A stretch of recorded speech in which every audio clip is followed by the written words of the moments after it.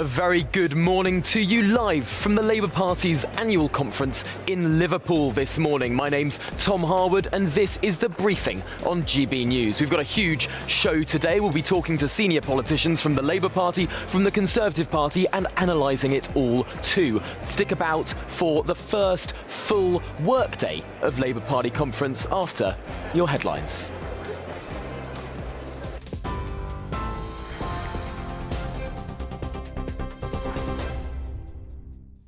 A very good morning to you. It's coming up to 9:32. I'm Rosie Wright, keeping you up to date today on GB News.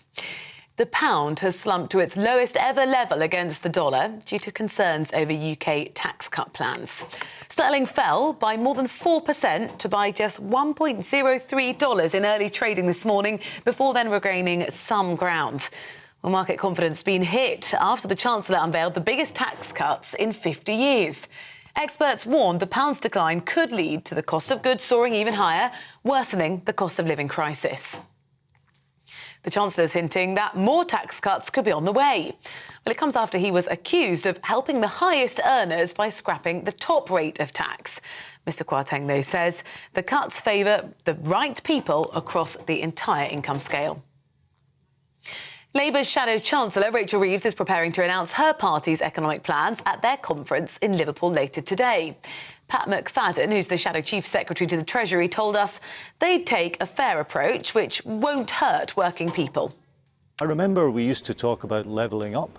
This is the opposite of levelling up. It is taking from people in my constituency to fund a tax cut for people earning that amount. So we do believe that's wrong, and that's why Keir Starmer came out yesterday and said that's the wrong priority. If we're going to get economic growth in the country, it comes from the efforts of everybody, and that's the way that we should view tax, and that's the way that we should view the fairness in our economy that we need.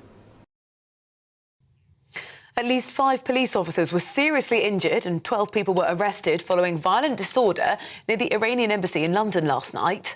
Rival groups clashed at a protest calling for an end to the Islamic Republic of Iran. It was sparked by the death of Mahsa Amini, who died in custody in Iran after being arrested for not completely covering her hair. Shiva Mabobi is a spokesperson for the campaign to free political prisoners in the country. She says it's time for change. There is a government that people has never wanted this government. So that's really important. It will change. The regime will be overthrown, but no revolution has happened overnight. I think the point is now that people are putting their life in danger and they're saying we had enough, this time we have to end it and finish it. And we never ever had this type of support around the world from an individual. And some breaking news in the last few minutes. Russia's Interior Ministry says a gunman has killed 6 people at a school in the city of Irtek before turning the gun on himself. At least 20 people were injured. We'll bring you more on this story as we get it. We're on your TV, we're online and on DAB Plus Radio. This is GB News. Now let's go back to...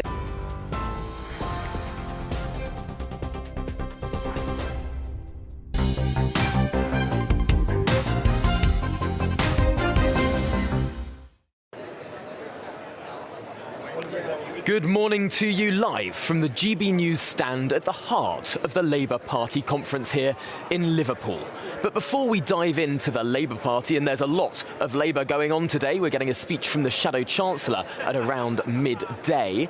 Let's turn to the Conservatives first of all, because I'm delighted to be joined on this programme by the Secretary of State for the Department for Work and Pensions, who we will be speaking to in just a moment's time. But before we get to Chloe Smith and this government, let's turn to the Shadow Armed Forces Minister, Luke Pollard. Luke, thank you so much for joining us here on the GB News stand. I suppose the first question that we've got to ask in around Labour is there a sense of complacency here? We've been looking at the polls and your party is in around a 10-point lead. We've been looking at the markets and clearly there's a bit of worry there at the moment. Does your party just need to sit back, not say anything at all, and walk its way into government? No, we have to earn every single vote. And what I want to see coming out of this conference is not only a series of bold, reassuring policies, which we announced from Keir and Rachel later on today, but a hunger, an appetite to speak to people, to listen to their concerns, and to provide a positive alternative, because it's going to be incredibly gloomy. I'm afraid the economic outlook and the reckless gamble that was taken by the government only a few days ago that is trashing the value of our pound, I'm afraid will make life much harder for people around the country. So Labour needs to offer not only a valid critique of the government and their pretty appalling economic management, but also some positivity, some hope that it doesn't have to be this way. There's a better Britain that we can achieve, a better Britain when people can pay their bills, where we can decarbonise our energy, and we can have less human effluent in our rivers, for instance. That's the type of offer that Labour will be making this week, but we've got to be positive. We can't have any complacency, because we need to win the next general election, and that won't happen without an awful lot of hard work. Clearly, we've got a new government in that is willing to be bold, that is willing to take tough decisions, perhaps unpopular decisions as well. Is there a worry here that the Conservatives are doing unpopular things now that could create benefits later on, that the criticism levelled by your party today may well be out of date in 18 months' time?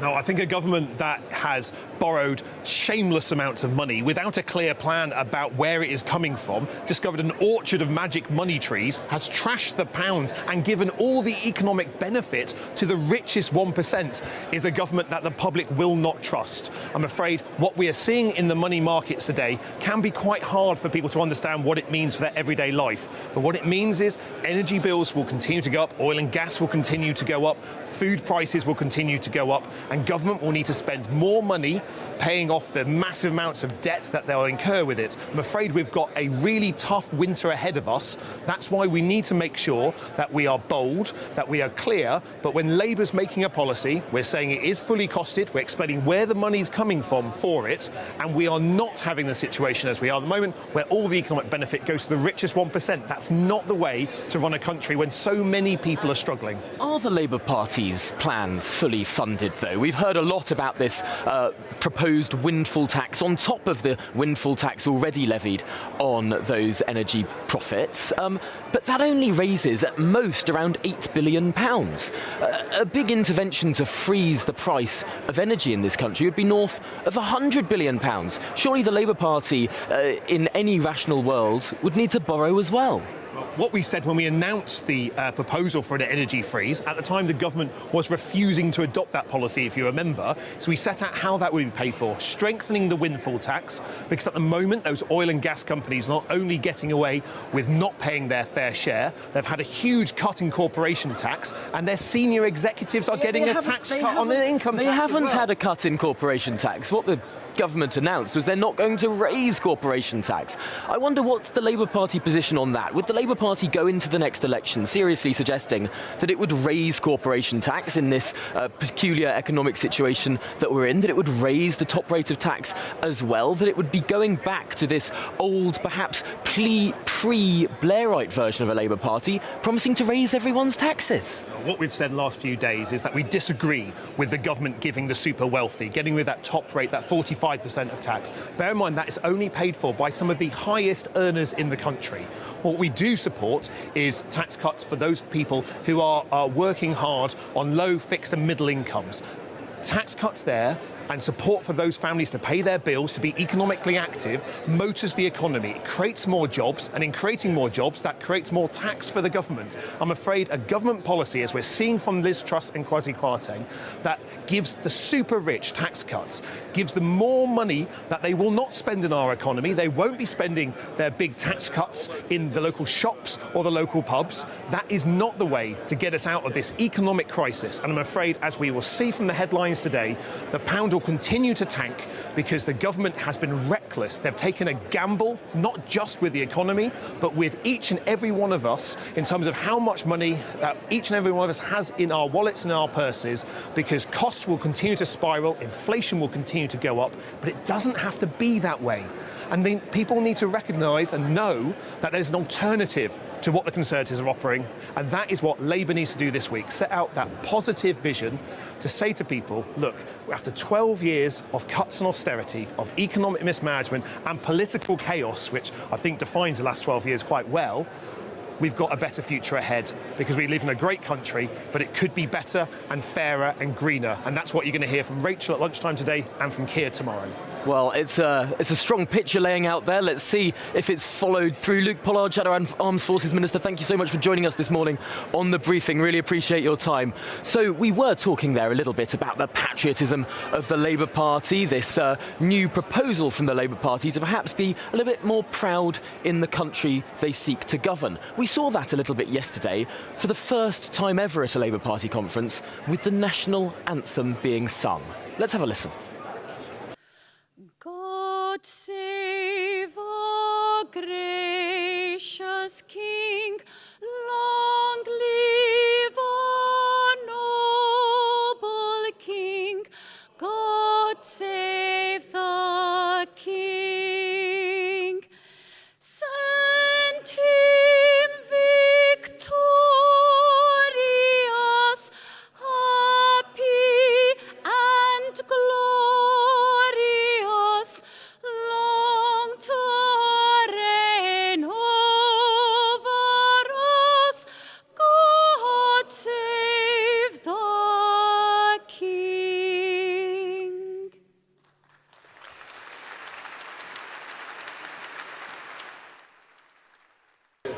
Who am I talking to? Well, there we have it, a little flavour of the Labour Party conference yesterday, that national anthem. Let's discuss what it means for the Labour Party. Let's discuss how this party is preparing itself to be seen as more of a party of government. I'm delighted to be joined by the Telegraph columnist Tim Stanley and by the associate editor of the Daily Mirror, Kevin Maguire.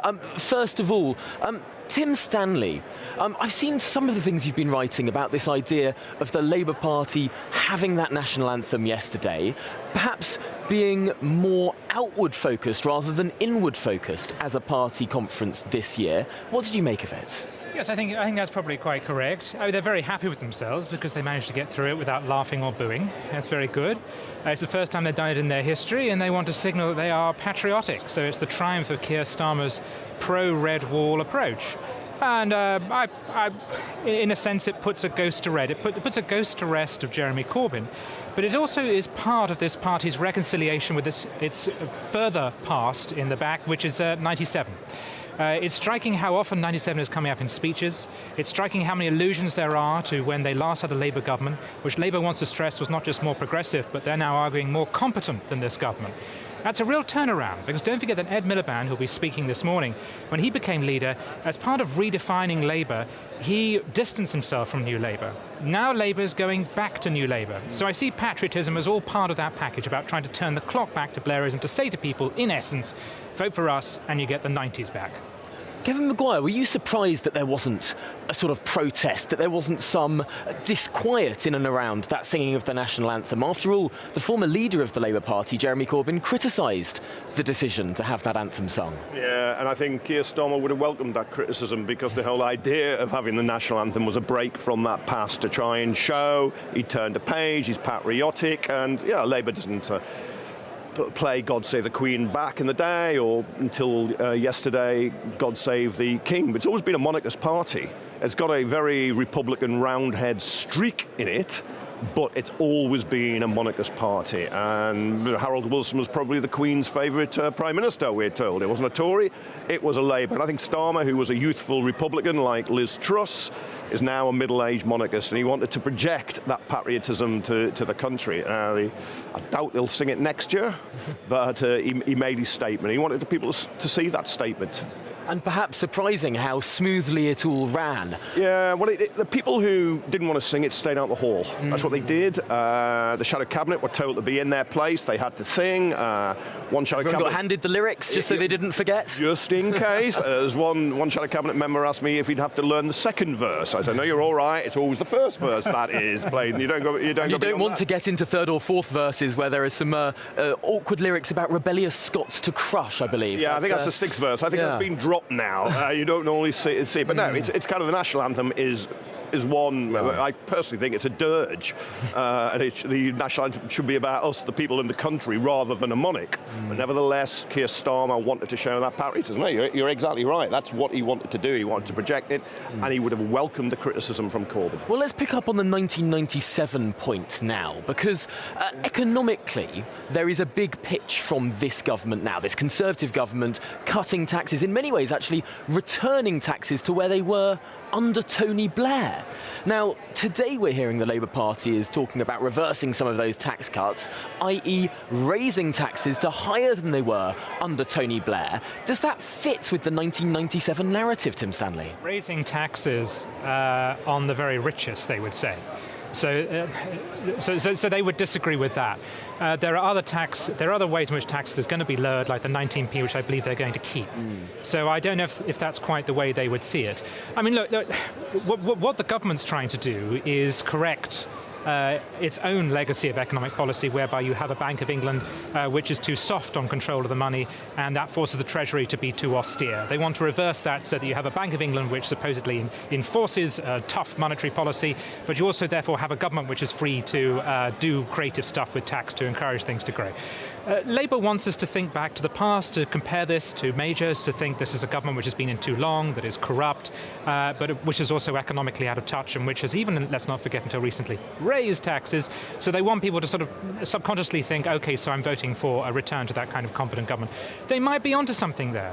One word of warning I would have is that Tony Blair's opposition in '97 was far more ambitious than Keir Starmer's today.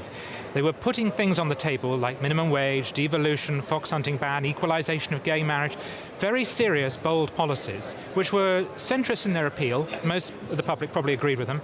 Nonetheless, they were ambitious. By contrast, in this conference, I don't know what the meat is. We might hear it today from Rachel Reeves on the economy, but thus far, it's almost as if Labour was saying, we're the party of the status quo, of muddling through, of a quiet life. Whereas the Tories, overnight, have become the party of change.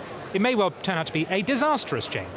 But they are the party that actually wants to change things. Yes, a lot of people are saying that under Liz Truss, the Conservatives will either win a historic majority or a historic defeat. There's not much middle ground there. It'll either go very, very well or very, very badly. I wonder, though, is there an issue there for the Labour Party, Kevin Maguire, in with what the Tories have been doing in the last week, almost trying to be unpopular?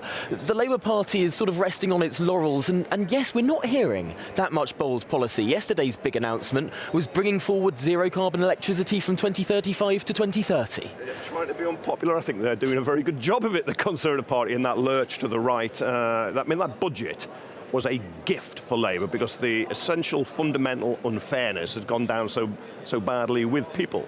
And Labour, yes, cannot rely on the Conservatives to lose the election. You have to try and win it too. And they're going to have to flesh out policies, paint in very vivid colours, how they would improve the lives of people, come up with 5 or 6 really catchy, forceful promises, little pledges. Of course, they went for the windfall tax to have the energy price freeze. The government has taken that forward and adopted it to some way. We've got a very good package on employment rights. There are policies around areas, but also there's a lot of still blank space on the piece of paper they will have to fill out. If the election is 2024, which Liz Truss said, although you can never rule her out going earlier, you'll have to see a change in the polls first, they're not going to give all their policies now. It will wait. Labour's formulation over the period to 1997 was quite slow, but they came up with a pledge card, 5 specific promises, proved very popular. It was something to hang your coat on the doorstep.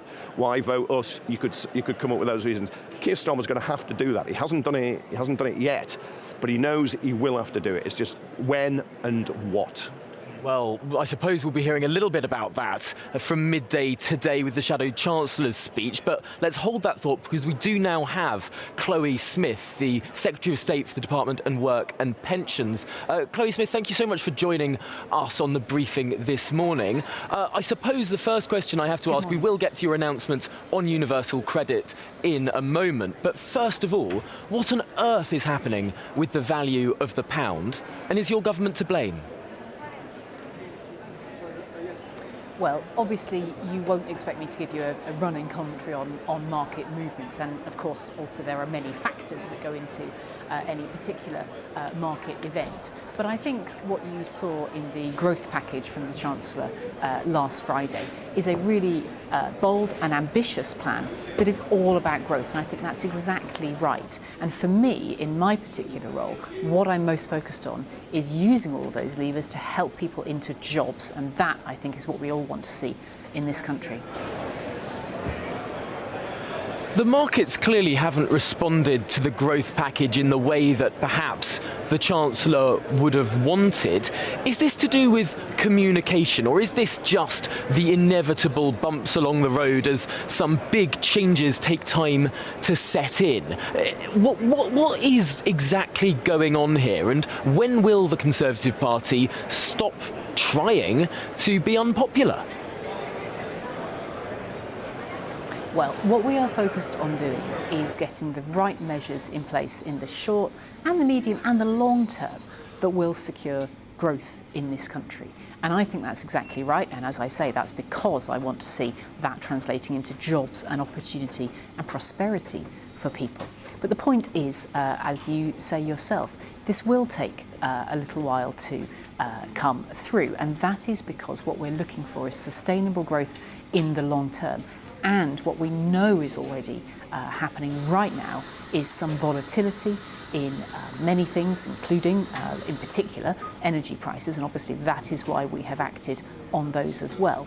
But all of that together does mean that we recognise that this may well be quite an anxious time for people and for businesses. We're putting in place the help and the support that is needed in the short term and in the medium, and with that long-term focus on sustainable growth. Now, one of those changes being brought in is something that affects universal credit claimants. Today, you are announcing that people will be able to get more help, more support for longer. What's this all about? That's exactly right, and this is one of the measures that's part of that package, and it's all about supporting people who might perhaps at the moment be working as few as 8 hours a week and getting universal credit, to be able to work more and to be able to find higher paid work. So that support from the work coach, from our staff at the job centres, will continue until they're working 12 hours a week. And indeed in January that will go up to 15. So in other words, it's about people getting that support for longer as they go on that journey towards higher paid and more sustainable work, which is, to me, one of the most important parts of a growth agenda, and it's what my department will be absolutely focused on. It's really interesting looking at all the various departments and this idea that each of them have got to find where the growth can be found, try and push for growth in all of these areas, this dash for growth perhaps. I wonder though, what is the metric by which we can judge whether it's all worked? At what point do we expect to get to this government target of 2.5% growth? How do we judge if you as a cabinet have done your job? Well, I would give you a couple of thoughts on that, Tom. I mean, I think the most important of all, of course, is that people will be able to feel that success, because it's people who will be in jobs and in successful work and with greater prosperity and more certainty in, as we say, these very anxious times that we live in. But also talking in terms of the actual rates and figures that we deal with, obviously I'm looking really closely at the unemployment rate, and I'm also looking at the ways that I can help others into employment who perhaps haven't traditionally been in work or recently been in work, and I want to make sure that actually everybody's talents are included in that growth and in that employment rate. Well, Chloe Smith, thank you so much for joining us here on the briefing this morning. It's been an interesting discussion, and we look forward to see what else this reforming government brings forward in the weeks and months ahead. Chloe Smith there, the Secretary of State for Department and Work and Pensions.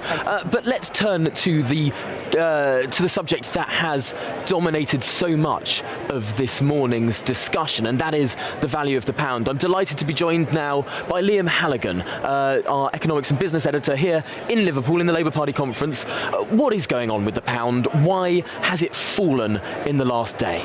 We came here to discuss politics, didn't we, Tom? But as ever, it's the economy stupid in times of crisis. And I use the crisis word advisedly. I do think there's a sense now that the government's policies are under enormous scrutiny by the currency markets, by the debt markets. It seems almost unworldly. Why can't governments just do what they want to do if they're democratically elected? Well, they can't, Tom. Anyone that grew up in the 1970s will remember when the UK government went cap in hand to the IMF for a bailout. Now, we are miles away from that at the moment, but there is a lot of pressure on the government. Why?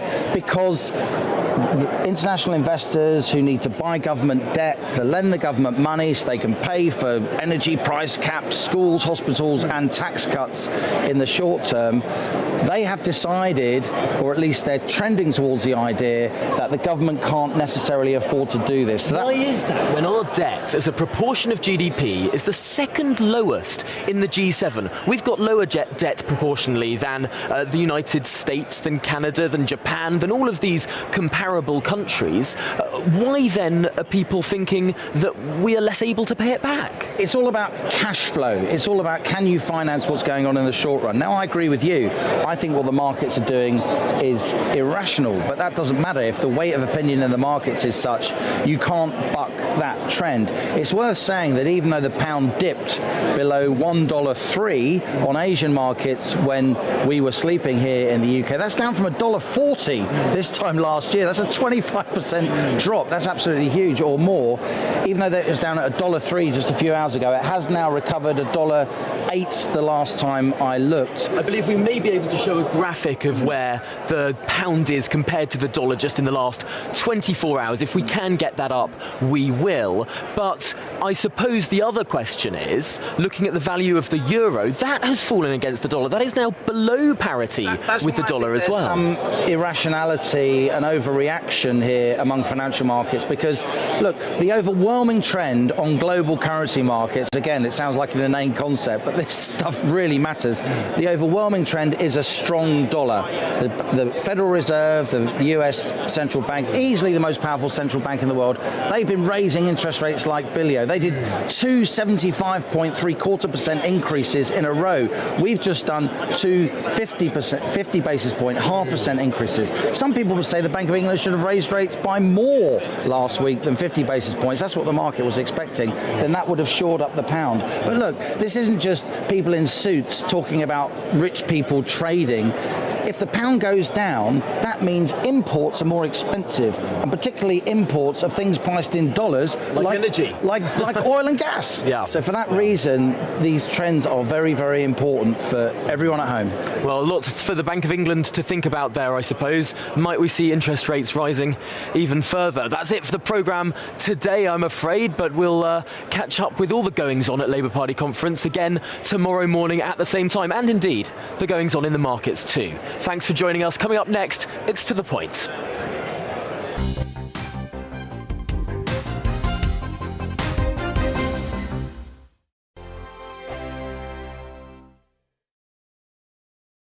We are GB News. And we'd like to say thank you To each and every one of you. for helping our great nation Find its voice. We're absolutely everywhere. Across England, Scotland, Wales And Northern Ireland. On TV. on radio and online. we're proud to be The People's Channel, Britain's news channel. On the Mark Steyn Show, we cover the stories a lot of people are scared even to mention. The stuff that really matters with some of the world's biggest thinkers. Now is his opportunity to kind of take the steering wheel of history. Break away from the flock at 8 o'clock on GB News with the Mark Steyn Show. Hello, I'm Esther McVeigh. And I'm Philip Davis. Whether you're watching or listening on TV, online or on radio, we handpick the latest stories, debates and expert opinions for your weekend. So whether that's politics, news or showbiz, we've got it covered. Join us every Saturday morning at 10 o'clock on GB News. Join my show Farage, 7 p.m. till 8 p.m. Monday through Thursday, and there you will get opinion, analysis, debate, and I'll cover stories that nobody else dares to touch. You've been cancelled. Join the club. Oh my goodness me. And then for the last 15 minutes,